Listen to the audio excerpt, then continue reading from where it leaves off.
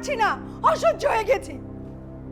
শাহেদ, তোকে কতবার বললাম যে এই বিড়ালের বাচ্চাটাকে বাইরে রেখে আয়, কে শোনে কার কথা?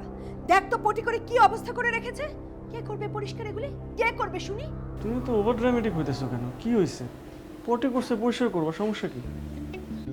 পরিষ্কার করবে? কে পরিষ্কার করবে? আমি পরিষ্কার করব? তো কে করবে? তুই পরিষ্কার করবি, তুই যা পরিষ্কার কর। একটু পটি তো তুমি পরিষ্কার করলেই তো হয়, এটাতে আর কি আমারে এত ইনভলভ করার কি? কে বলছিল তোমাকে বিড়ালটাকে বাসায় নিয়ে এনে পুষতে? কে বলছিল? আমি বলছিলাম আমি পরিষ্কার করতে পারবো না, তোকে পরিষ্কার করতে হবে।